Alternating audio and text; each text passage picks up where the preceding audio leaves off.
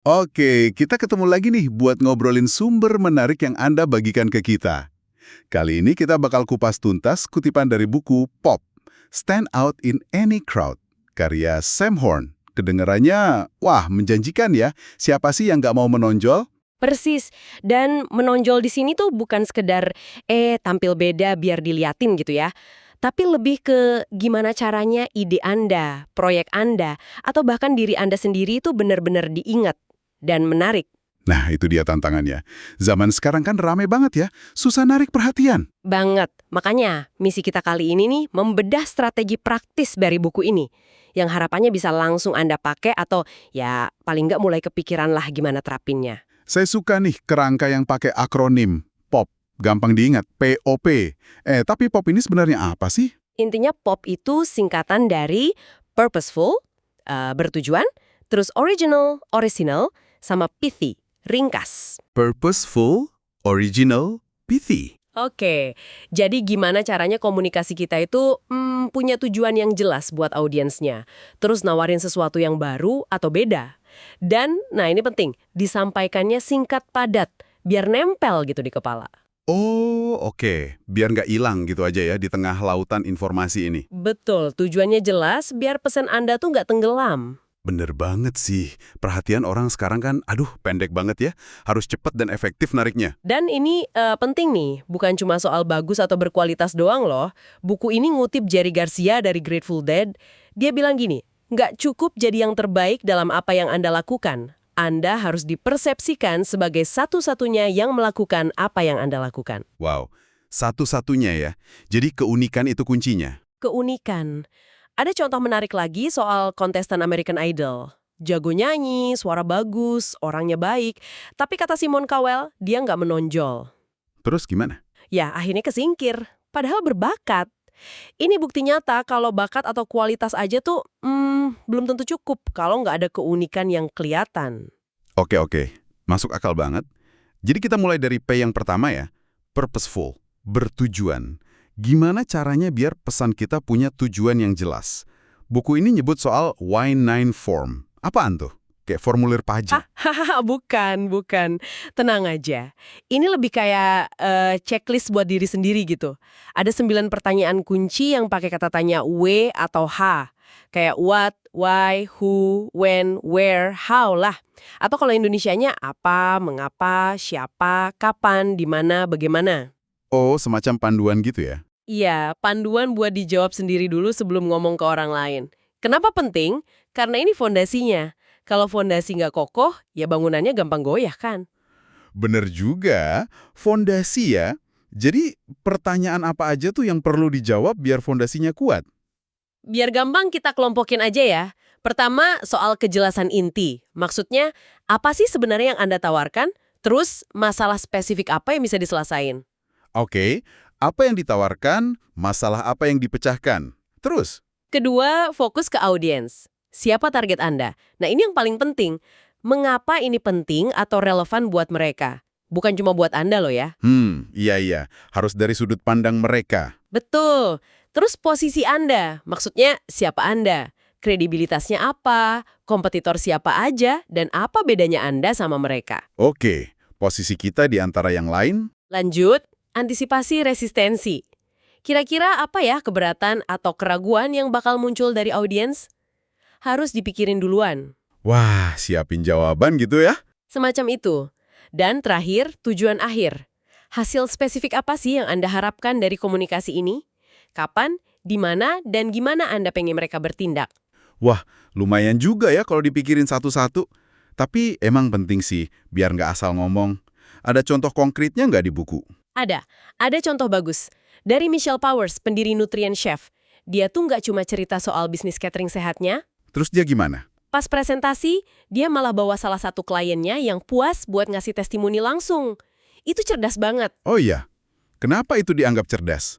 Efektif banget ngejawab beberapa pertanyaan W9 tadi sekaligus. Dia jawab, mengapa ini penting buat saya? Dari sudut pandang audiens, ya kan? Kan audiens lain bisa lihat bukti nyata dari orang kayak mereka juga. Bener juga. Terus? Sekaligus itu ngejawab potensi resistensi. Kayak kalau orang mikir, paling ini cuma klaim marketing doang. Nah, dengan testimoni langsung, keraguan itu bisa ditepis. Oh gitu. Jadi langsung kena ya ke audiensnya? Iya, ini nunjukin kekuatan komunikasi yang benar-benar fokus ke kebutuhan dan perspektif audiens, bukan cuma soal saya hebat gitu. Oke. Jadi punya tujuan jelas dan fokus ke audiens, itu langkah pertama. Penting banget. Terus O-nya nih, original. Gimana caranya biar pesan kita nggak kedengaran ya gitu-gitu aja? Biar nggak jadi satu dari sekian banyak? Katanya tadi ada teknik kreatif ya? Betul. Nah, setelah tujuannya jelas, tantangan berikutnya ya bikin unik. Buku ini nawarin beberapa cara. Salah satunya yang lumayan unik namanya alfabetisasi kata kunci. Alfabetisasi. Kayak diurutin A, Z gitu. Gimana tuh maksudnya? Mirip gitu idenya. Jadi Anda ambil kata kunci utama Anda, terus coba main-main ganti bunyi suku kata pertamanya pakai huruf-huruf alfabet. Coba contohin gimana? Contoh paling terkenal dari buku itu kata yogurt. Coba kita ganti depannya ya. Augurt, bogurt, cogurt.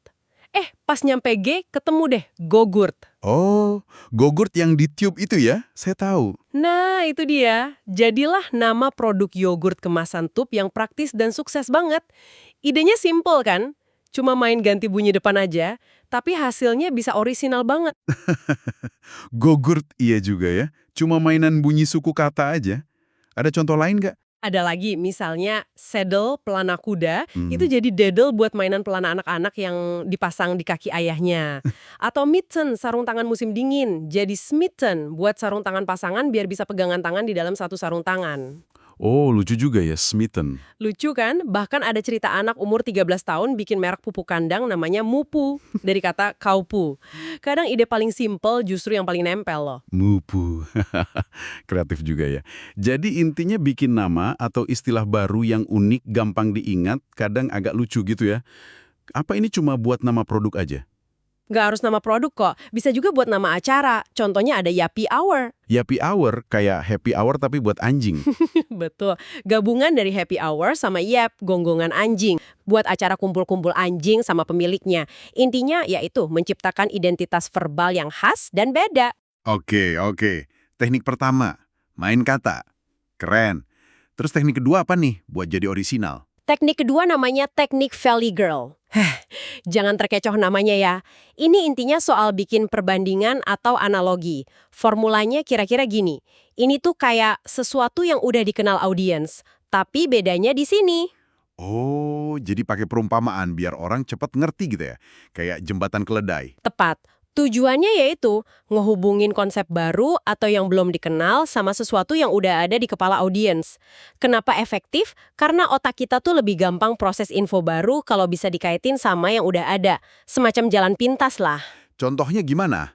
Contoh di buku tempat hiburan Dave and Buster's. Itu dijelasin gini, kayak Chuck E. Cheese tapi buat orang dewasa. Langsung kebayang nggak konsepnya? Kebayang banget. Kayak main game arcade tapi sambil minum bir. Bukan jus apel. Ada contoh lain? Ada, misal seorang pembicara motivasi, Dale Irvin. Dia dipromosiin pakai kalimat, apa yang Billy Crystal lakuin buat Academy Awards, itu yang Anda lakuin buat konvensi kami. Langsung kebayangan gayanya gimana? Oh iya. Jadi langsung tergambar perannya. Atau istilah-istilah kayak Dalai Mama, plesetan dari Dalai Lama buat sosok ibu yang bijak, tenang gitu. Atau The Whale Whisperer dari The Horse Whisperer buat ahli komunikasi paus. Bahkan pas mau jual ide buku, bisa aja bilang, ini kayak buku harian ibunya Bridget Jones. Tapi, apa teknik ini nggak ada resikonya? Kayak bikin konsep kita jadi kelihatan kurang orisinal karena numpang tenar, atau malah jadi terlalu simpel? Pertanyaan bagus itu. Emang ada resiko itu sih, apalagi kalau perbandingannya kurang pas, atau kalau kita cuma ngandalin analogi doang tanpa jelasin uniknya di mana. Nah, itu dia. Tapi gini, sebagai titik awal buat ngenalin sesuatu yang baru, ini kuat banget loh. Kuncinya ya milih perbandingan yang pas, terus tetap tonjolin apa bedanya atau nilai tambahnya. Ini lebih kayak jembatan pemahaman awal aja, bukan deskripsi finalnya. Oke, jadi analogi sebagai jembatan ya. Sip, masuk akal. Nah, teknik ketiga nih buat orisinalitas. Katanya yang sangat menarik, namanya kontra brand. Ini kayaknya sengaja nabrak pakem ya? Bener nggak? Betul banget. Kontra brand ini intinya yaitu ngelawan arus, nantang asumsi umum, atau sengaja ambil posisi yang berlawanan sama ekspektasi orang. Tujuannya? Buat bikin pattern interrupt, bikin orang berhenti mikir otomatis terus nanya, loh kok gini? Bikin orang kaget gitu ya. Kasih contoh dong. Contoh paling jelas tuh headline majalah Newsweek yang provokatif banget, TV is good for your kids. Padahal di bawahnya ada tulisan kecil, no it's not. Tapi judul besarnya itu yang bikin orang, wah, berhenti dan penasaran kan? Iya juga ya. Kontroversial. Atau ada cerita pohon Natal dijual terbalik. Justru laku keras karena aneh dan beda. Atau judul buku Steven Johnson, Everything Bad is Good for You. Judulnya aja udah bikin orang ngernyit dahi kan? Pengen tahu lebih lanjut. Yang sering saya dengar mungkin buku He's Just Not That Into You. Itu kan judulnya kayak langsung nampar realita banget ya. Nggak kayak nasihat teman pada umumnya. Persis, buku Greg Behrentritt itu contoh klasik kontra brand. Judulnya nantang cara umum orang ngehibur teman yang ditolak cinta. Ya kan, biasanya bilang, mungkin dia sibuk, mungkin malu gitu kan. Iya. Biar nggak terlalu sakit hati. Nah, buku ini langsung to the point. Pesan yang berani, kontroversial, atau nggak biasa itu emang cenderung lebih kedengeran. Lebih lama diingat daripada pesan yang datar, aman, gampang ditebak, ada elemen kejutannya. Tapi ya, tentu ada resikonya juga. Nah, itu dia. Risikonya apa? Nggak takut malah dijauhi orang kalau terlalu melawan. Resiko utamanya yaitu bisa dianggap terlalu provokatif, nyerang, atau bahkan nggak kredibel kalau nggak dieksekusi dengan baik. Jadi ini teknik yang perlu dipakai secara strategis dan hati-hati ya. Harus ada isinya juga ya, bukan cuma sensasi. Betul, harus ada substansi di balik kontroversinya. Ini soal jadi berani, tapi berani yang cerdas dan punya dasar kuat. Bukan asal beda. Oke. Jadi kita udah bahas purposeful, bertujuan, sama original, dengan 3 tekniknya. Alfabetisasi, Valley Girl, sama kontra brand. Sekarang P yang terakhir, pithy, ringkas. Kenapa ringkas itu penting banget dan gimana caranya? Ringkas itu krusial karena ya kayak tadi kita omongin, perhatian orang makin pendek. Kita dibombardir info terus, pesan yang bertele-tele mau isinya sehebat apapun, bakal kalah sama pesan yang singkat, padat, gampang dicerna. Harus to the point. Oke, to the point. Caranya? Salah satu cara bikin pesan jadi ringkas dan nempel itu pakai sajak. Sajak? Kayak bikin pantun gitu. Serius nih? Nggak harus rumit pantun sih, tapi manfaatin irama sama pengulangan bunyi. Kenapa sajak efektif? Karena otak kita tuh secara kognitif lebih gampang proses dan ingat kata-kata yang bersajak. Ada semacam kelancaran kognitif gitu. Oh, ada istilahnya ya. Contohnya gimana? Contoh klasik banget itu model pengembangan tim dari Bruce Tuckman. Forming, storming, norming, performing. Gampang dihafalkan, enak didengar juga. Iya juga ya. Forming, storming, norming, performing. Nempel. Atau respons insting kita kalau ada bahaya. Fight or flight. Itu juga mirip kan pengulangan bunyi awal? Betul, itu namanya aliterasi. Penggunaan sajak atau aliterasi bisa bikin konsep yang mungkin sebenarnya kompleks jadi terasa lebih simpel, lebih gampang nempel di kepala. Bahkan pengulangan kata kunci atau bunyi yang mirip bisa berfungsi sama. Buku ini kasih contoh usulan slogan buat kota Baltimore. You get more in Baltimore. Pengulangan kata more sama kemiripan bunyinya sama Baltimore bikin slogan itu enak didengar dan gampang diingat. Jadi, bikin sajak biar hemat waktu otak. Oke, selain sajak, ada cara lain nggak buat bikin ringkas? Ada dong, yaitu dengan menciptakan frasa kunci, atau yang di buku ini disebut money phrase. Money phrase, frasa duit. Maksudnya gimana? Ini tuh satu kalimat atau frasa pamungkas yang jadi intisari pesan Anda. Sesuatu yang Anda pengen banget audiens bawa pulang dan ingat terus. Oh, kayak tagline gitu ya?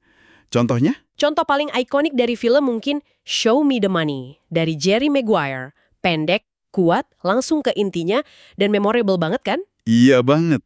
Atau di dunia nyata, ada pembicara namanya John Alsbluiten.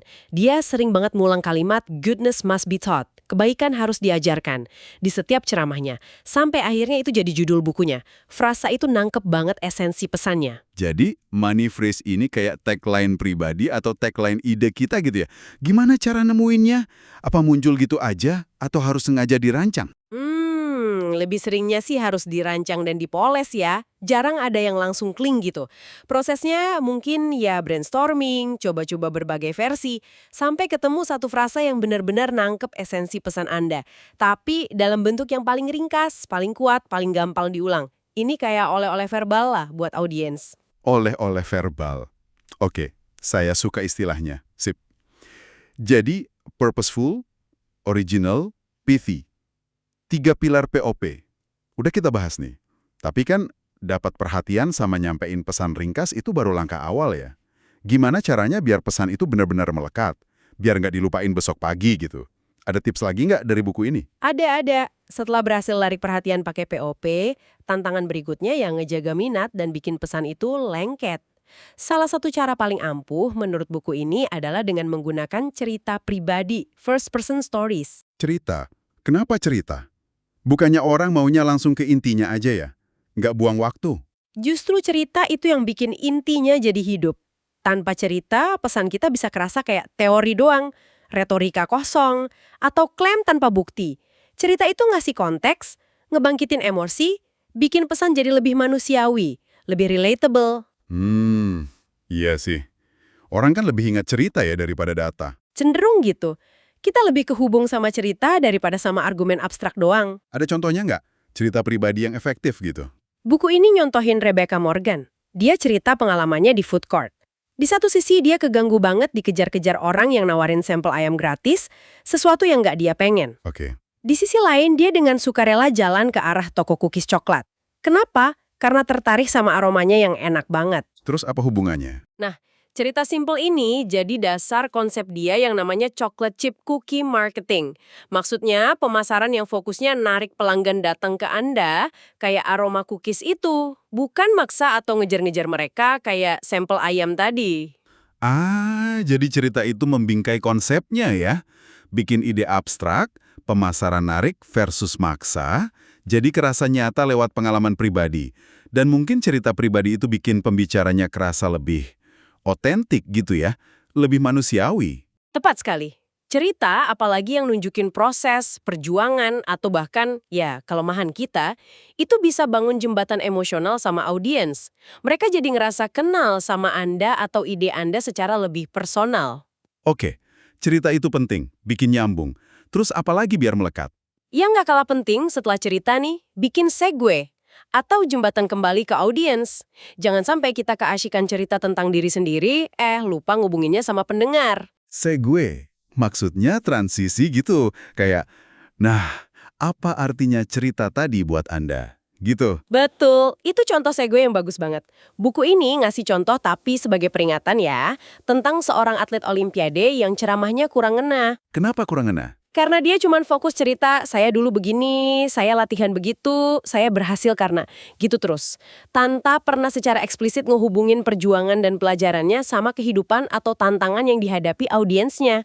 Jadinya kayak, ya pamer doang gitu kesannya. Oh iya, jadi kayak monolog aja ya, nggak ngajak ngobrol audiens. Nah, itu dia. Jadi setelah cerita pengalaman kita harus tarik benang merahnya ke audiens. Wajib hukumnya. Caranya gimana? Ya, kita perlu jembatan biar audiens masuk ke cerita itu.